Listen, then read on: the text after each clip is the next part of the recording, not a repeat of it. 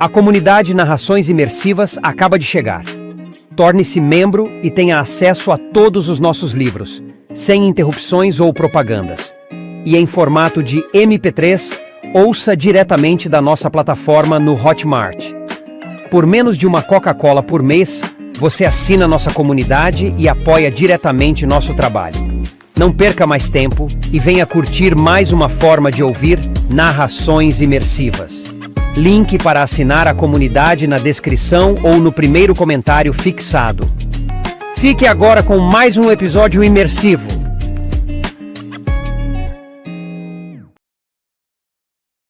Percy Jackson e os Olimpianos. Escrito por Rick Riordan. Livro 3, A Maldição do Titã. Narração, Danilo Oliveira. Capítulo 4. Thalia põe fogo na Nova Inglaterra. Ártemis nos assegurou de que a aurora ia despontando, mas dava para duvidar disso. Estava mais frio e mais escuro e nevava mais do que nunca. No alto da colina, as janelas de Westover Hall estavam completamente sem luz. Eu me perguntava se os professores já teriam percebido que os D'Angelos e o Dr. Espinheiro tinham desaparecido. Eu não queria estar por perto quando notassem. Com minha sorte, o único nome de que a senhora Tengiz iria se lembrar era Percy Jackson. E então eu seria alvo de busca em todo o país, mais uma vez. As caçadoras levantaram acampamento tão rapidamente quanto haviam montado. Fiquei lá, tremendo na neve, diferentemente das caçadoras, que não pareciam sentir nenhum desconforto, enquanto Ártemis fitava o leste como se estivesse esperando alguma coisa. Bianca sentou-se num canto, conversando com Nico. Dava para ver pelo rosto abatido dele que ela estava explicando sua decisão de filiar-se à caça. Não pude deixar de pensar em quanto era egoísta da parte dela abandonar o irmão dessa forma. Thalia e Grover aproximaram-se e pararam à minha volta, ansiosos por saber o que se passara em minha audiência com a deusa. Quando lhes contei, Grover empalideceu. Na última vez que as caçadoras visitaram o acampamento, as coisas não foram nada bem. Como é que elas vieram parar aqui? Perguntei a mim mesmo. Isto é, elas simplesmente apareceram do nada. E Bianca juntou-se a elas, disse Thalia enojada. Tudo culpa da Zoe, aquela convencida. Nada... Quem pode culpá-la? Cortou Grover. Eternidade com Ártemis? Ele deixou escapar um suspiro profundo. Thalia revirou os olhos. Vocês, sátiros, são todos apaixonados por Ártemis. Não percebem que ela nunca vai corresponder ao amor de vocês? Mas ela é tão... voltada para a natureza, disse Grover enlevado. Você é doido, falou Thalia. Doido demais, replicou ele, sonhador. É. Finalmente o céu começou a clarear. Já era hora, murmurou Ártemis. Ele é tão preguiçoso no inverno. Você está... esperando o sol nascer? Perguntei. O meu irmão. Sim. Eu não queria ser rude. Isto é, eu conhecia as lendas sobre Apolo, ou Hélio, guiando uma grande carruagem de sol pelo céu. Mas eu também sabia que o sol era mesmo uma estrela a zilhões de quilômetros de distância. Eu já me acostumara à veracidade de alguns mitos gregos, mas ainda assim... não via como Apolo poderia guiar o sol. Não é exatamente como você pensa, disse Ártemis, como se estivesse lendo a minha mente. Ah, ok. Comecei a relaxar. Bem, então ele não vai chegar aqui numa... Houve uma súbita explosão de luz no horizonte. Um jato de calor. Não olhe, advertiu Ártemis. Não antes de ele estacionar. Estacionar? Desviei meus olhos e vi que os outros estavam fazendo o mesmo. A luz e o calor aumentaram até que tive a sensação de que meu casaco de inverno estava se derretendo sobre meu corpo. Então, de repente, a luz cessou. Eu olhei e não conseguia acreditar. Era o meu carro! Bem, o carro que eu queria, pelo menos. Um Maserati Spider conversível vermelho. Era tão impressionante que resplandecia. Então percebi que reluzia porque o metal estava quente. A neve havia derretido em torno do Maserati num círculo perfeito, o que explicava por que eu agora estava de pé na grama verde e meus sapatos estavam molhados. O motorista saltou sorrindo. Parecia ter 17 ou 18 anos e, por um segundo, tive a desconfortável sensação de que se tratava de Luke, meu velho inimigo. Esse cara tinha os mesmos cabelos claros e a beleza esportiva. Mas não era Luke. Era mais alto, sem nenhuma cicatriz no rosto. Seu sorriso era mais brilhante e mais divertido. Ultimamente, Luke não fazia muito mais do que franzir as sobrancelhas e dar um sorriso de escárnio. O motorista do Maserati usava jeans, sapatos do tipo mocassim e camiseta sem mangas. "Uau!" murmurou Thalia. "Apolo dá até calor."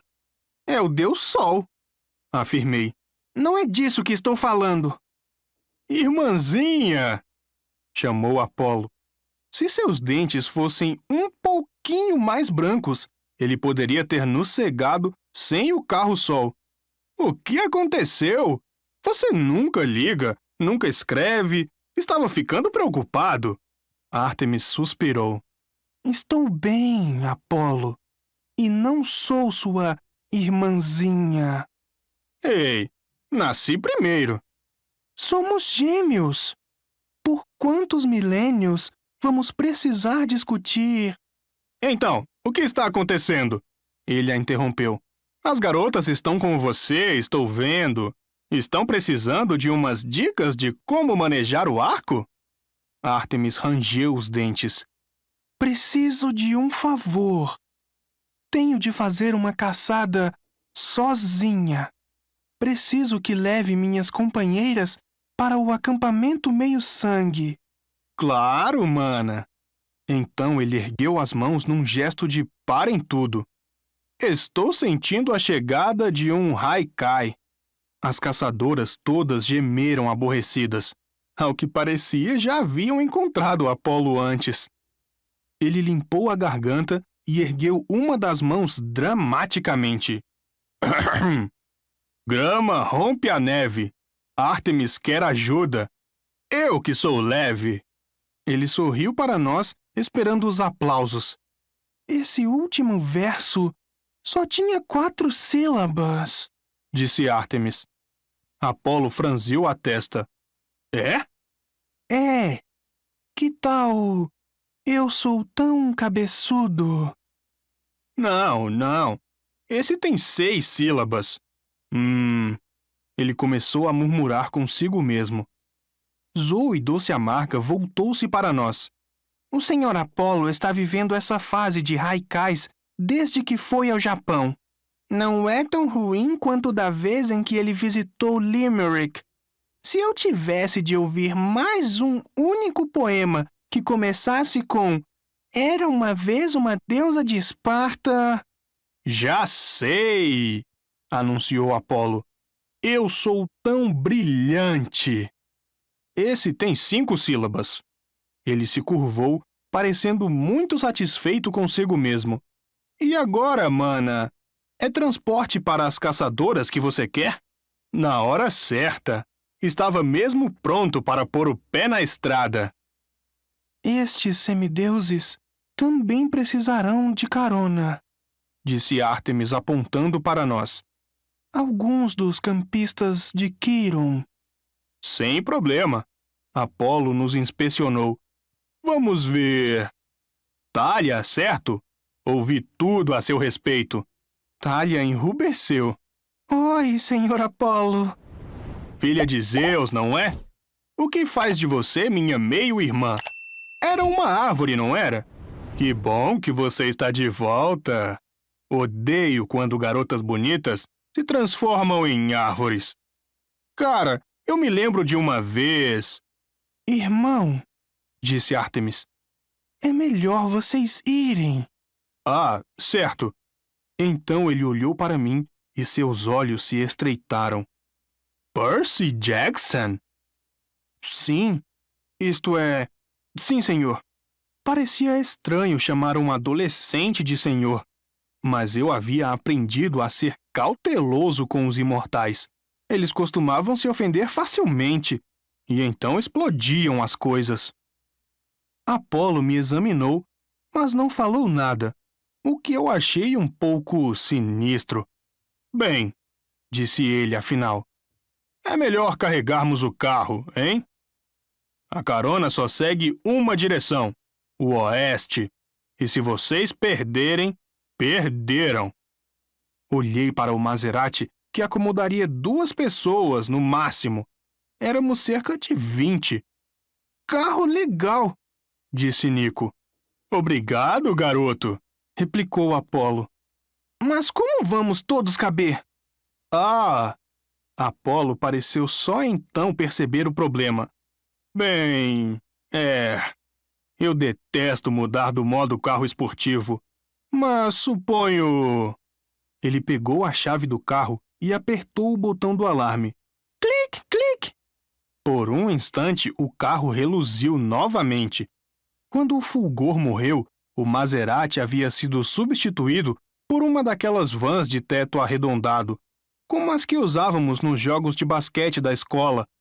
Certo, disse ele. Todo mundo para dentro. Zoe ordenou às caçadoras que começassem a carregar suas coisas. Ela pegou sua mochila de acampamento e Apolo disse: Aqui, doçura, deixe que eu levo. Zoe recuou. Seus olhos faiscaram, letais. Irmão, repreendeu o Ártemis, não ajude minhas caçadoras. Não olhe para elas, não fale ou flerte com elas. E não as chame de doçura. Apolo estendeu as mãos abertas. Desculpe-me, esqueci. Ei, mana, para onde você vai por falar nisso? Caçar, respondeu Ártemis. Mas não é da sua conta. Vou descobrir. Eu vejo tudo. Sei de tudo. Ártemis bufou. Apenas leve-os até lá, Apolo. E nada de confusão. Não, não. Eu nunca me meto em confusão. Ártemis revirou os olhos e então olhou para nós. Vejo vocês no solstício de inverno. Zoe, você está no comando das caçadoras. Proceda da melhor forma. Faça como eu faria. Zoe empertigou-se. Sim, minha senhora. Ártemis ajoelhou-se e tocou o solo como se procurasse rastros. Quando se levantou, parecia perturbada. É perigoso demais. A fera deve ser encontrada. Ela correu na direção do bosque e desapareceu na neve e nas sombras. Apolo virou-se e sorriu, tilintando as chaves do carro no dedo. Então, disse ele, quem quer dirigir? As caçadoras se amontoaram na van. Todas se apertaram na traseira a fim de ficar o mais longe possível de Apolo e do restante de nós, machos altamente infecciosos. Bianca sentou-se com elas, deixando o irmãozinho na frente conosco. Isso me pareceu uma atitude fria, mas Nico aparentemente não se importou. Isso é tão legal! Exclamou ele, pulando no banco do motorista. Este é o sol de verdade! Pensei que Hélio e Selene fossem os deuses do sol e da lua. Como pode às vezes serem eles e às vezes você e Ártemis? Redução de pessoal, respondeu Apolo. Os romanos começaram tudo, mas não podiam bancar todos aqueles sacrifícios nos templos. Então dispensaram Hélio e Selene e embutiram suas responsabilidades nas descrições de nossas tarefas. Minha mana ficou com a lua. Eu, com o sol. Foi bem irritante no início, mas pelo menos ganhei esse carro maneiro. Mas como é que ele funciona? Perguntou Nico. Pensei que o sol fosse uma grande bola de gás pegando fogo. Apolo riu e bagunçou os cabelos de Nico. Esse rumor provavelmente começou porque Ártemis costumava me chamar de bola de gás pegando fogo. Na verdade, garoto, depende se você está falando de astronomia ou de filosofia. Quer falar de astronomia? Que graça tem nisso? Quer falar sobre como os humanos imaginam o Sol? Ah, isso já é bem mais interessante. Para muita coisa, eles pegam carona no Sol. Por assim dizer, o Sol os mantém aquecidos, faz crescer suas plantações, movimenta motores, faz com que tudo pareça, bem, melhor. Este carro é construído de sonhos humanos sobre o Sol, garoto. É tão antigo quanto a civilização ocidental. Todos os dias, ele cruza o céu de leste para oeste, iluminando todas aquelas insignificantes vidinhas mortais. O carro é uma manifestação do poder do Sol, a forma como os mortais o percebem. Faz sentido? Nico balançou negativamente a cabeça. Não. Bem, então pense nisso aqui apenas como um carro solar poderoso e perigoso de verdade. Posso dirigir? Não, novo demais. Grover levantou a mão. Não, disse Apolo. Peludo demais. Seus olhos passaram por mim e fixaram-se em Thalia. Filha de Zeus, disse ele. Deus do céu. Perfeito. Não. Thalia sacudiu a cabeça. Não, obrigada. Ora, venha, chamou Apolo. Quantos anos você tem? Thalia hesitou. Não sei. Era triste, mas era verdade. Ela foi transformada em árvore aos 12 anos. E isso aconteceu 7 anos atrás. Portanto, ela teria 19, se contássemos os anos. Mas Thalia se sentia como se tivesse 12. E, olhando para ela, a impressão era de que estava em algum ponto entre essas duas idades. A melhor conclusão a que Quirón pôde chegar foi que ela continuara envelhecendo enquanto estivera sob a forma de árvore, mas muito mais lentamente. Apolo batia o dedo nos lábios. Você tem 15 anos. Quase 16. Como é que você sabe? Ei, sou o deus da profecia. Eu sei das coisas. Você vai completar 16 daqui a mais ou menos uma semana. É o dia do meu aniversário, 22 de dezembro. O que significa que tem idade suficiente para dirigir com uma licença de aprendiz. Thalia mudou a posição dos pés nervosamente. Eu sei o que vai dizer, interrompeu a Apolo. Você não merece uma honra como dirigir o carro do Sol. Não era isso que eu ia dizer. Não se aflija. É uma viagem muito curta do Maine a Long Island. E não se preocupe com o que aconteceu com a última criança que eu treinei. Você é filha de Zeus. Ele não vai arrancá-la do céu. Apolo riu de modo jovial. O restante de nós não o acompanhou. Thalia tentou protestar, mas Apolo definitivamente não ia aceitar um não como resposta. Ele acionou um botão no painel e um aviso surgiu ao longo do alto do para-brisa. Eu tive de ler de trás para a frente, o que, para um disléxico, não é assim tão diferente de ler normalmente.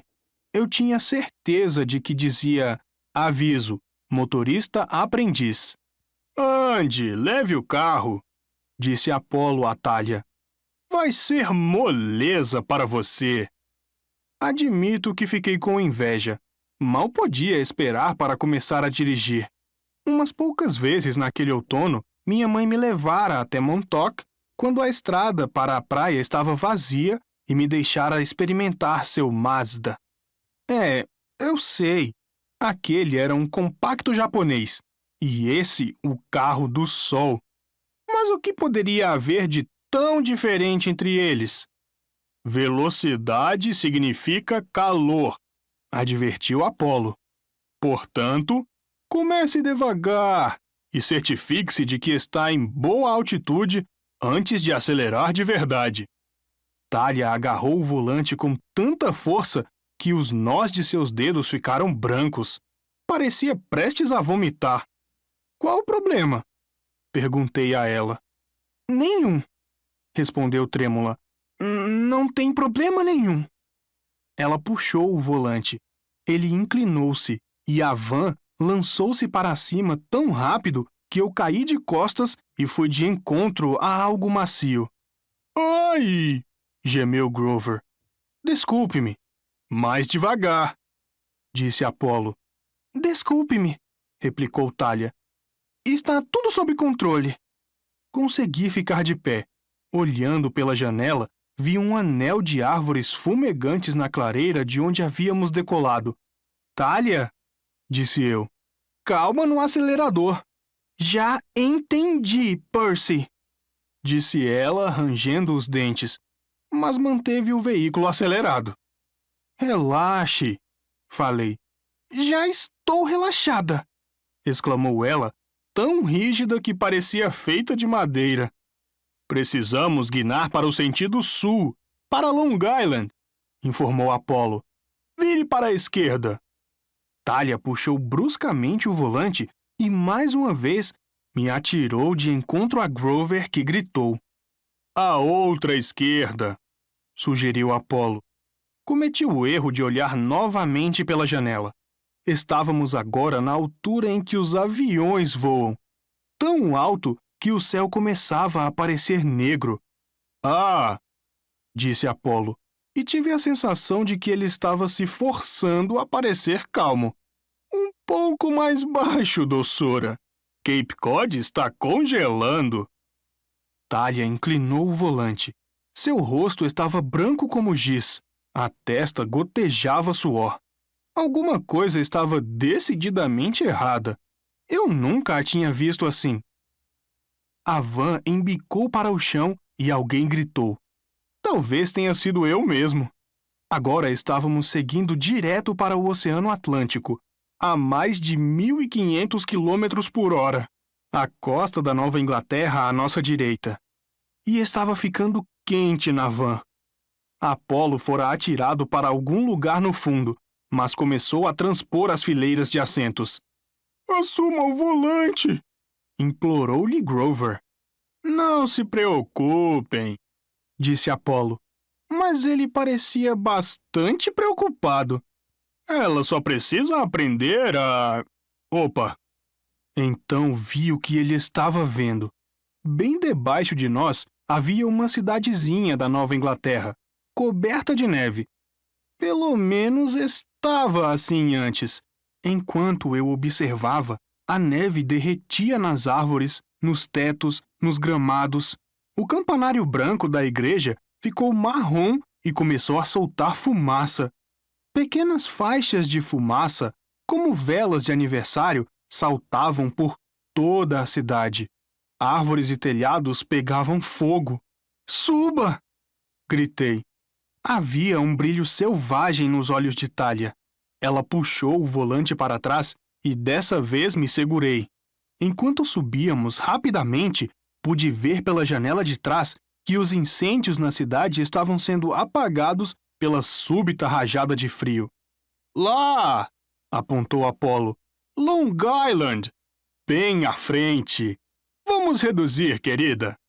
Thalia ia como um trovão em direção ao litoral norte de Long Island. Lá estava o acampamento meio-sangue. O vale, o bosque, a praia. Dava para ver o pavilhão do refeitório, os chalés, o anfiteatro. Estou no controle, murmurou Thalia. Estou no controle. Estávamos a apenas algumas centenas de metros agora. Freie, disse Apolo. Eu posso fazer isso. Freie! Thalia enfiou o pé no freio e o carro do sol desceu num ângulo de 45 graus no lago de canoagem do acampamento Meio-Sangue com um grande plush. O vapor subiu, fazendo várias náiades saírem apressadas da água com cestas de vime trançadas pela metade. A van foi quicando pela superfície junto a algumas canoas emborcadas, metade queimadas. Bem, disse Apolo com um sorriso corajoso. Você tinha razão, minha querida. Estava tudo sob controle. Vamos ver se não cozinhamos alguém importante, está bem?